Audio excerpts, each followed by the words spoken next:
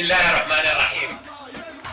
الأهل والعزوة، السلام عليكم ورحمة الله وبركاته. ها نحن نقف اليوم مرة أخرى أمامكم وبينكم، وكلنا عزيمة وإصرار على خدمتكم والوقوف إلى جانبكم.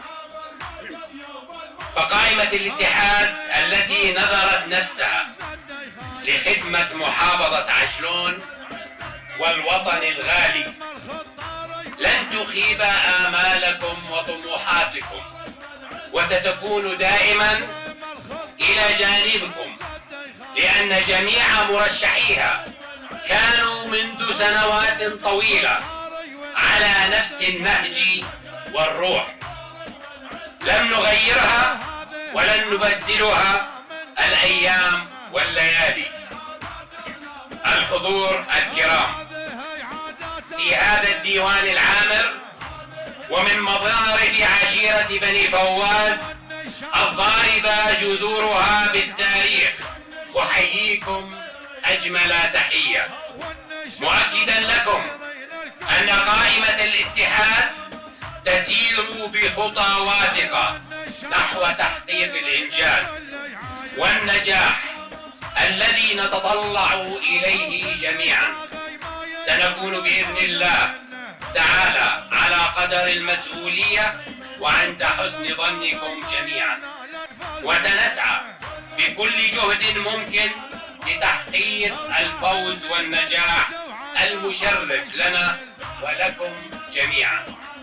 الأهل والعزوة، نجتمع اليوم بمناسبة عزيزة علينا، وهي افتتاح المقر الانتخابي لزميلتنا مرشحة قائمة الاتحاد عن مقعد الكوتا النسائية الأستاذة الفاضلة ريهام العبود بني فواز، التي عرفناها جميعا بإخلاصها وتفانيها في العمل، سواء كان ذلك في القطاع التربوي الذي حققت فيه إنجازات لا تعد ولا تحصى، أو من خلال عملها التطوعي والثقافي والاجتماعي، والذي أيضا أجادت وأبدعت فيه هيمة إبداع. فبارك الله بالجهد وعمل أختنا الفاضلة الأستاذة ريهام العبود بني فواز، وإن شاء الله سيكون القادم أجمل وأفضل لها، لأنها والله تستحق الكثير.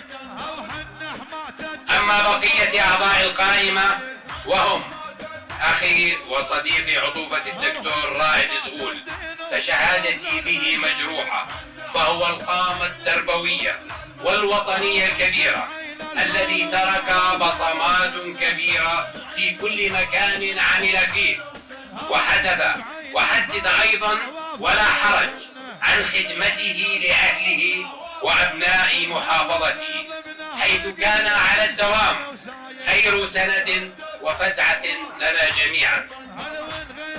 أما أخي الدكتور أيوب الجادات القادم من بلدة العز والكرم والطيب حلاوة الخير، فهو شخصية عجلونية تربوية كبيرة قدمت الكثير خلال مسيرتها، وبإذن الله تعالى سوف تتواصل إسهاماته على كافة الصعد والمحافل. في الختام أشكركم جميعا على حسن إصغائكم، متمنيا عليكم أن تواصلوا دعمكم ومساندتكم لقائمة الاتحاد التي أصبحت قاب قوسين أو أدنى من تحقيق النجاح والفوز الكبير، وهذا لا يأتينا إلا بمواصلة دعمكم ومؤازرتكم.